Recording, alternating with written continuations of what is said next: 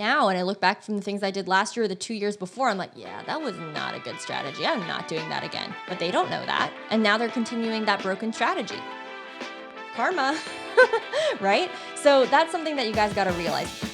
Welcome to the Turn Your Followers into Clients podcast. I'm Vanessa Lau, and my mission is to help new coaches, content creators, and corporate escapees get visible and get paid.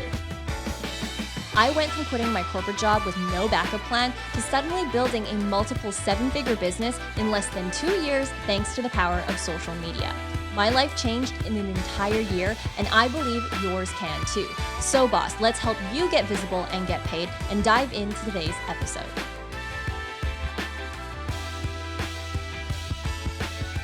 What's up, everyone? Welcome back to the podcast. Today's episode is going to be the 5 brutal truths that you are eventually going to learn in your business, but I'm going to tell you this now so that you learn it sooner rather than later. Now, if you're watching this podcast on YouTube, this is Nugget. Nugget, say hi. Hello, everyone. I have Nugget right next to me. She's on my lap right now as I record this episode. But anyways, let's just dive into it because I feel like this podcast is going to trigger people, but you're also going to heavily relate. And I think that no matter where you're at in your journey, you've either already learned these lessons or you're about to learn it. And it's going to be painful when you learn them, but you're going to be glad that you did. And it takes a lot of maturity to get over these things. So let's talk about the first one. And this is something that I had to get over, recently. And that is newsflash. There's always going to be someone out there in your industry who wants it more badly than you do, who is more creative than you are, who's growing faster than you are, who's getting more opportunities than you are, or who is more connected or is in some way, shape, or form better than you. Now, obviously, this can be a really hard pill to swallow. And I honestly have felt this hard in the last 6 months as I've realized hey, 1 year you can be feeling on top of the world. Maybe you were getting invited to amazing opportunities. Maybe you had one amazing launch or multiple amazing launches. Maybe you're getting recognized finally and, it's your year. But you have to realize that competition is always going to be there. At some point, you start off as the newcomer on the block. And so your growth trajectory is going to be massive because the ceiling, the bar is infinite. You could really go from 0 to 100. But what happens after you've hit 100? Your growth becomes a little bit more marginal. At some point, everybody kind of knows who you are now. You're doing the launches, you're signing the clients. There's literally not that much you can do anymore in a sense to grow. Now, obviously, there's going to be so many more growth opportunities. You're just getting started, obviously. But what I'm saying is that your second year of business, whatever it is, you're going to grow like a rocket ship because you're literally starting from 0. But then at some point, you're going to reach a point in your business where you're a little bit more established. You've been in the game for longer, and there's always going to be fresh new people who come in who are basically trendier than you, who understand how to use certain apps.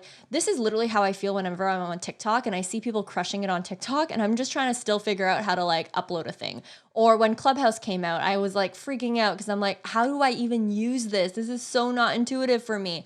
And there's just so many different things that are going to make you feel like a dinosaur at some point. And so you have to just literally realize that you cannot win it all. Even if you crushed it in a launch, amazing, good for you.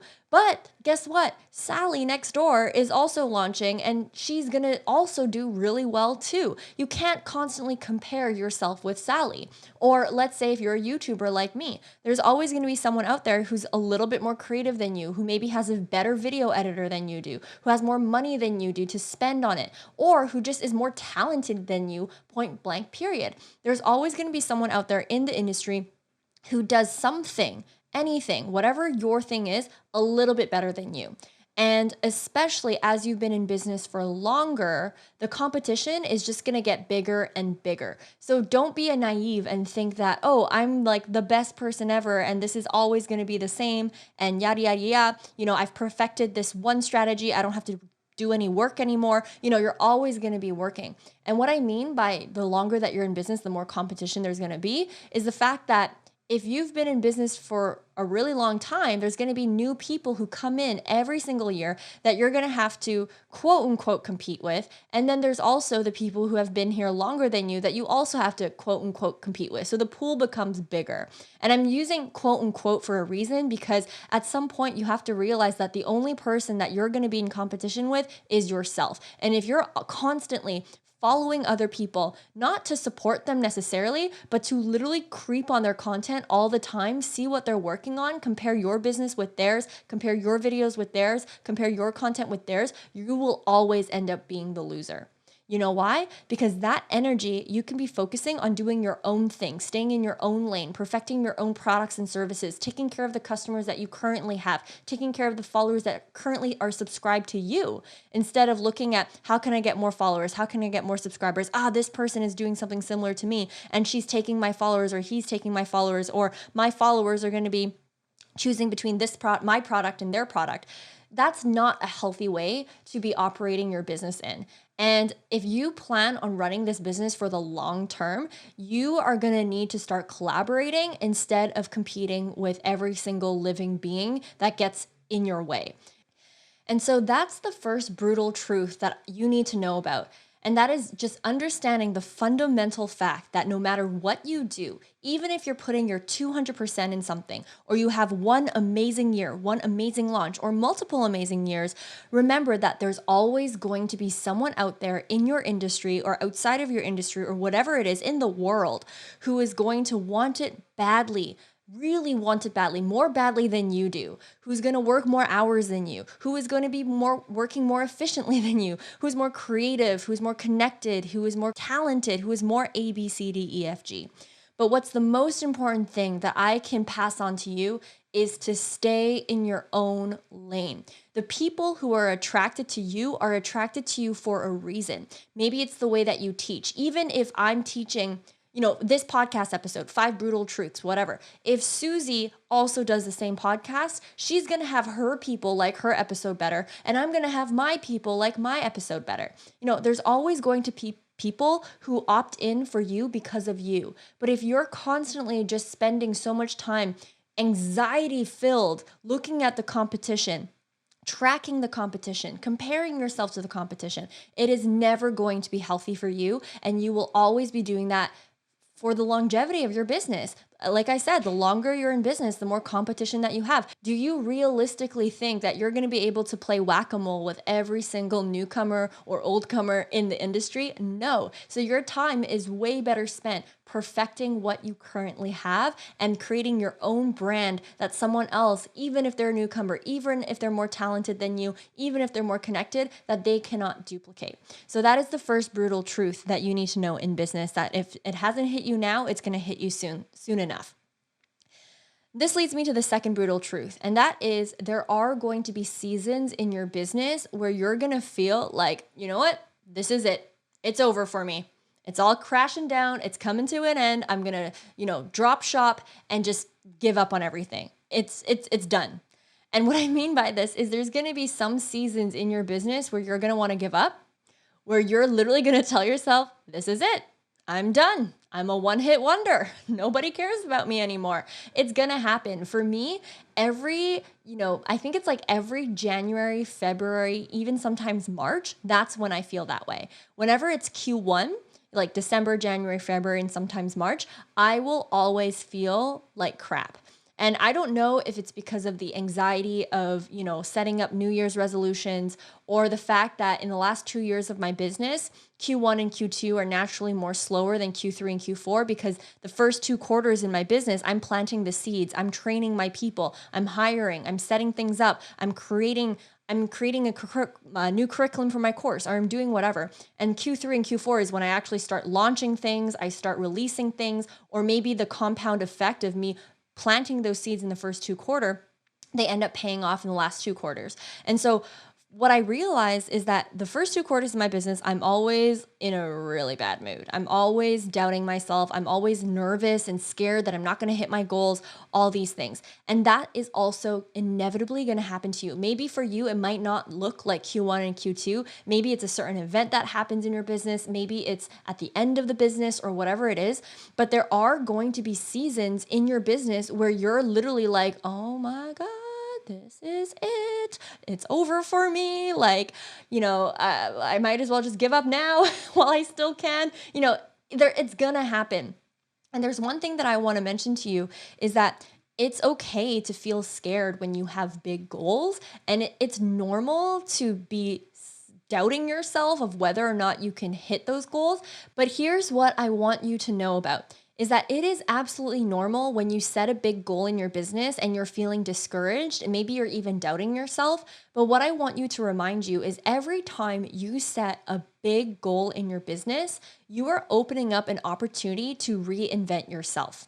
Because when you set a big goal, there is a reason why you're scared. There is a reason why you're doubting yourself. There is a reason why you feel like crap because you have anxiety or whatever it is.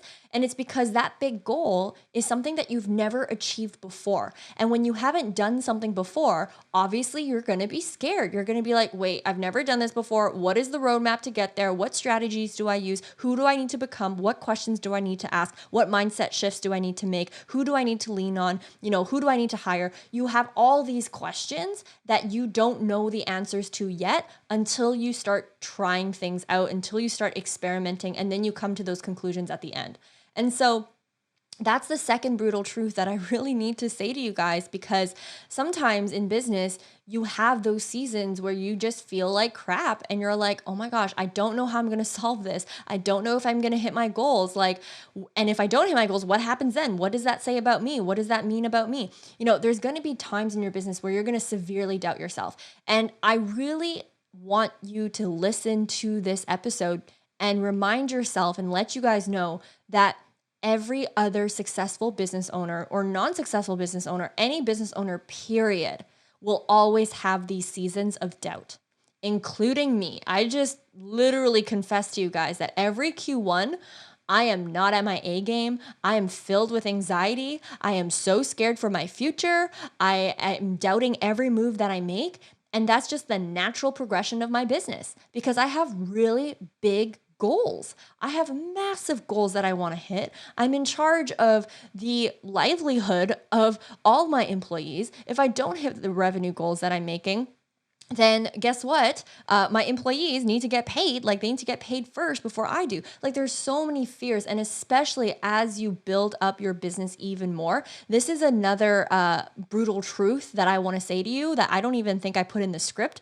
And that is the bigger the business, the bigger the problems and the bigger expenses that you get. That's another brutal truth that not a lot of people talk about or that not a lot of people realize until you play a bigger game. And that is when you have a big business and let's say like a lot of you guys want to have a 6-figure business. A lot of you guys want to have a 7-figure business. Whatever that business looks like, you also have to realize that that business comes with its own baggage, okay? So for example, crazy that I have a 7-figure business. Amazing. But guess what? I also have thousands of dollars of expenses.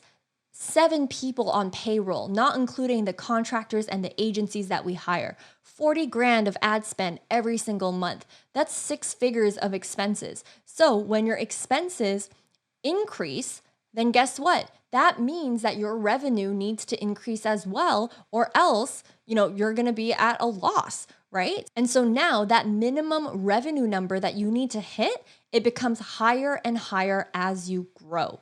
And so now it kind of feels like the stakes are a little bit higher. For me, I need to make at least 6 figures every single month in order to be okay, in order for me to feel like, okay, I'm not at a loss. Whereas 2 years ago, if I made $500, $1,000, $10,000, pat on the back, amazing, because I had virtually no expenses.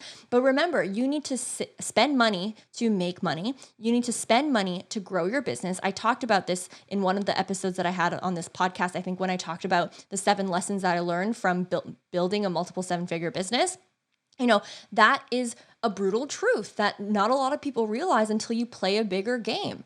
When you make more money, you spend more money. And when you spend more money and you have a lot of expenses in your business to run this machine, now you really need to make that money. Because now, let's say if I didn't have employees and I don't make the revenue goal that I'm thinking of, then yeah, that affects me, but I'll deal it. I'll handle it, right? I'll be fine. I can go a few months without getting paid or whatever else.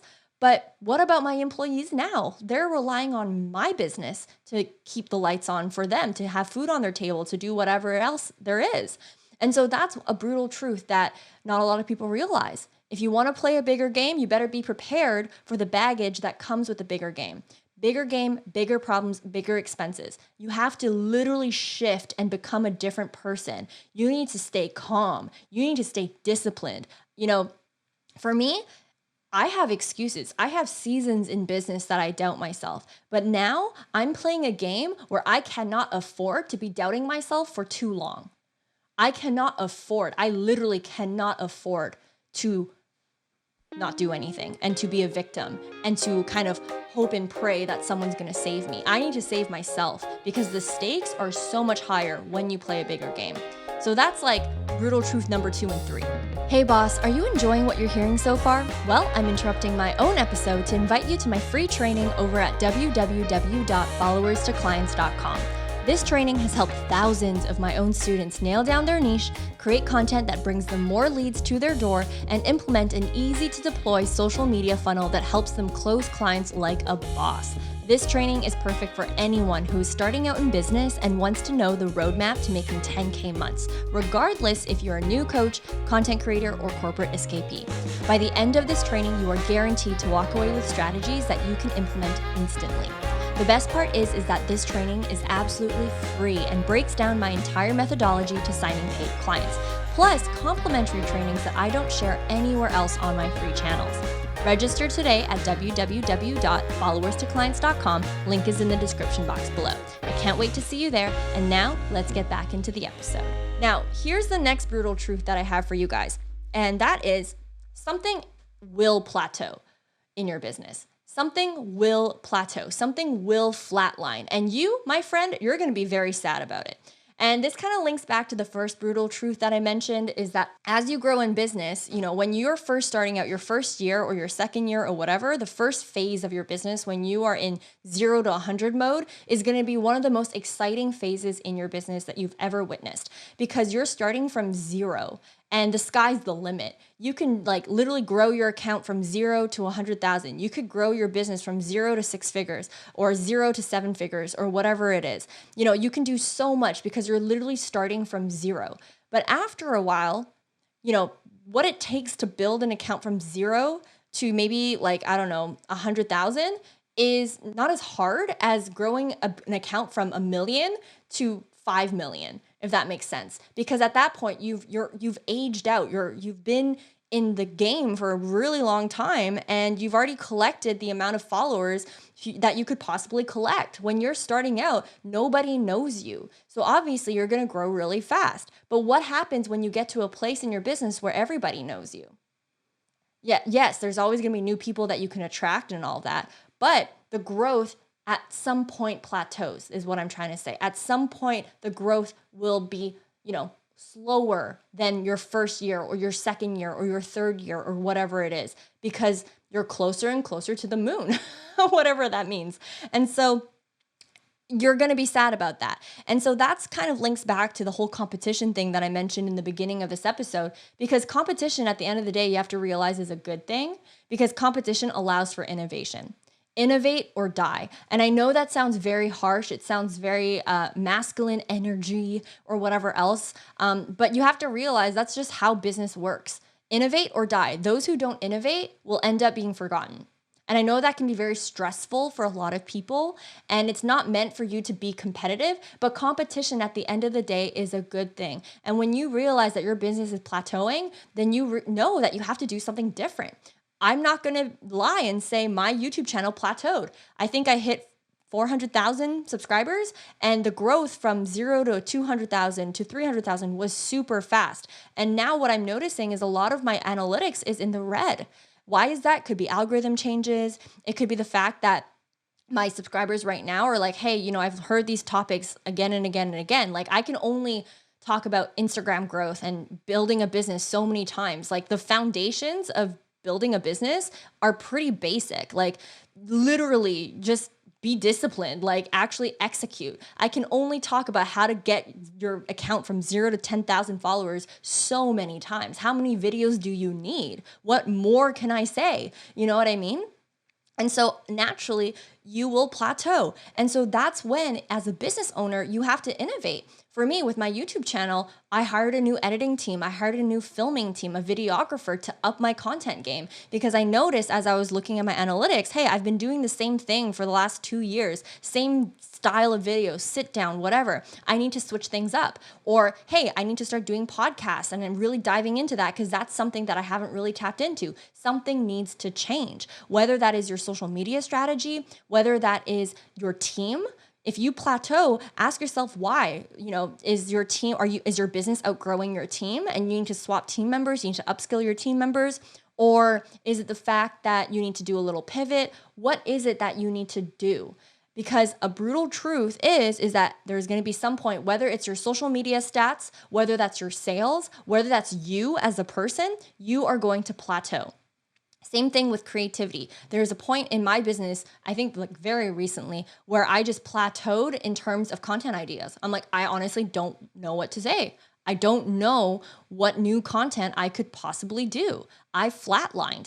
And then what I did was I looked at the newcomers who were on the scene, and I was like, whoa, like this girl is doing really good content. What can I do that's not copying her, but that has a similar vibe? What best practices can I learn from this person so that I can step up my game? So that's why competition is healthy. And when you plateau, you'll realize that it's time to innovate. For instance, even like outside of the coaching industry, outside of the course creation business industry, all these different things like Apple, Google, all these big enterprises, they're literally constantly innovating because they're competing with each other. And if they literally didn't innovate, if Apple started not innovating and just literally gave us the same iPhone over and over again, then we're probably going to all head over to Samsung or head over to something else. It's pretty black or white. And it's very unfortunate that, especially as a content creator, if you are someone who films videos on YouTube, creates content as a part of your marketing strategy, as a part of your business model, sometimes it can feel like you're just trying to throw spaghetti at the wall and see who you can get people's attention to. And so you have to realize that at the end of the day, your business is going to plateau. And as good as you think you are, you will need to try new things. Now, this doesn't mean that you need to keep bouncing off of new ideas every single time. That's called shiny object syndrome. But if you have noticed at some point, maybe 3 years into your business, 5 years into your business, or even 1 year into your business, something is just not growing, then it's a really good sign that you need to change something. Now, the next brutal truth that I have for you is if you are good at what you do, be prepared to be copied. It's inevitable that it happens. And I hate it. I absolutely hate it when people say, well, copying is the best form of flattery. And I'm like, no, copywriting is copyright infringement, intellectual property infringement, and all these legal things that are so not appropriate. But there is some truth to that at the end of the day. If your stuff wasn't good, it wouldn't be copied. So even though I get really annoyed when people copy my stuff, don't credit me, rip off my items, do all these things, at the end of the day, I calm myself down and tell myself, if my stuff was bad, it wouldn't be copied. And there's one thing that I heard someone say, I think Erin said this, one of my first mentor that I ever hired. I think I saw this on her Instagram account, and it was something about when people copy you, they can only copy what you've done. They can only copy the past things that you've done. They cannot copy the plans that you have for the future. They cannot copy your creativity. And so I sleep well at night knowing that even though I'm hella annoyed and pissed off that people are copying my stuff and not crediting me. And the worst part is when someone who has a bigger platform than you copies you, the worst, is, hey, you know what? At the end of the day, there's a reason why they're copying my stuff. It's because number one, it's working. And number two, it's good. And luckily, since I was the original creator of that thing, I'm always going to be able to create. You cannot rob me of my creativity. If you copy this, great. Okay, I'm going to move on to the next thing. Have fun catching up, right? So that's my attitude when it comes to people copying me is good luck to you, because I'm going to keep working. I'm going to keep pumping out new content. I'm going to keep innovating because I care about my business. I care about my team members. I need to make sure this business can sustain all the employees that I've hired. I'm going to keep working. So good luck catching up to me because I'm going to keep running. I'm going to stay on this marathon.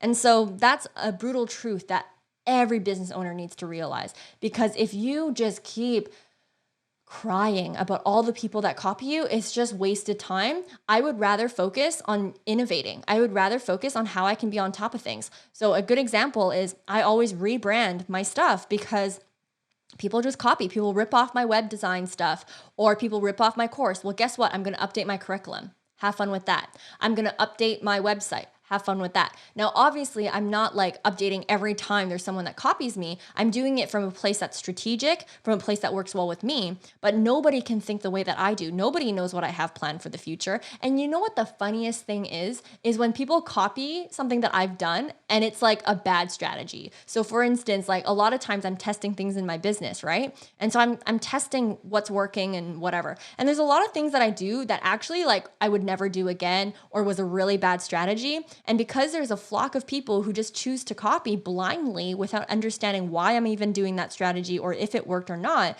now I sleep well knowing that they copied a bad strategy. They copied a bad move on my part. I make tons of mistakes. Now, when I'm doing it, do I know it's a mistake? Do I know it's a bad strategy? No. But the fact that there's people out there who blindly copy without any context whatsoever, I sleep well knowing the fact that they're just screwing themselves over by blindly copying my stuff, because not all my stuff should be copied. Not all my stuff is good. I look back now and I look back from the things I did last year or the 2 years before, I'm like, yeah, that was not a good strategy. I'm not doing that again. But they don't know that. And now they're continuing that broken strategy. Karma, right? So that's something that you guys got to realize. If you're good at what you do, be prepared to be copied. Brutal truth. And so that's basically the 5 brutal truths that I have for you guys. There's going to be way more coming down the road. If you like this episode, do let me know. But essentially, that's the 5 that I came up with. And there's going to be other episodes. For instance, a lot of times I talk a lot about like little bits here and there about copyright infringement, boundaries, all these things. There's an episode that we have that I'm going to be releasing that talks about all that. So make sure you keep your eyes peeled. Thank you so much for listening, and I'll see you in the next episode. You just finished listening to an episode on the Turn Your Followers into Clients podcast. If you enjoyed today's episode, make sure you leave us a review on iTunes, and don't forget to share this episode with your friends on social media. Just don't forget to tag me at vanessalau.co on Instagram. Now, if you want more of that good stuff, head over to www.vanessalau.co, click on our blog, and access all of the show notes from this podcast. Now, boss, keep doing the damn thing and building a business you don't need an escape from.